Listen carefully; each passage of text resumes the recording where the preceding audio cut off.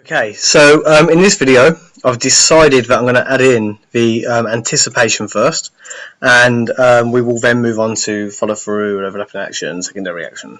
Okay, so what we're going to do is we want to add in just a bit of space at the beginning to show the character kind of getting a bit of momentum, leaning back, pushing down and then launching off. So to get that, we're probably going to need about four or five frames.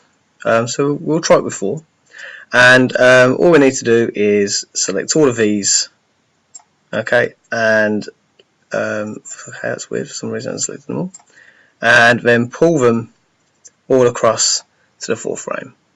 So now we have this space in here. So in the very first frame, we're going to rotate 22 degrees, so we're leaning forward. We're going to change our scale to 100 and 100, and what we're going to do is lean back so we get to about there.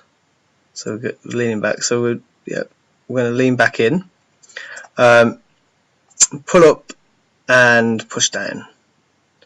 Okay, so we're probably going to need an extra frame actually, so we're going to select all of these. We're going to pull them along once, and then in the second frame, if we just put it in a little bit closer so you can see that that's the second frame, and trust my judgment and your own,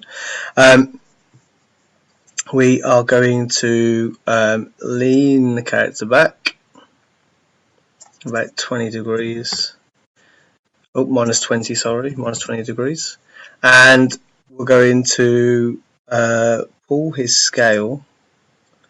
I'm going to put him in slightly. I'm going to put him up. So this one can be a bit bigger than we did on the jumps, because this is that kind of build up to the first movement. So we'll take it to 80 and 120. So we should have a kind of a rock back, but obviously not rock back. We're kind of wanting to push down and up. So we're going to, at this point, change this to a little wider. So 120. And then 80.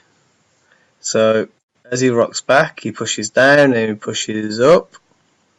Okay, so we got a nice little touch in there, and then we're going to get that launch up, just that build down. So let's just play that.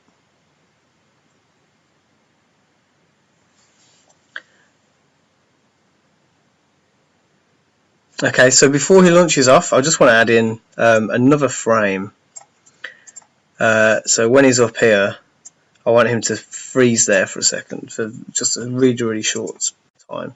So I'm going to just copy those. I'm going to select both of those, push Control C, and I'm going to move this over and push Control V. So what will happen now is hopefully we get that. It's just a little bit more.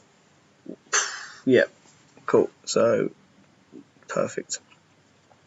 So basically, very quickly, what we've added in there is a bit of anticipation, where that character's kind of building his momentum and getting ready to jump in. And we've got a really nice start there. Okay, so that was very quick, very easy. So in the next video, we will look at follow through and secondary action and overlapping action. Okay, so I'll see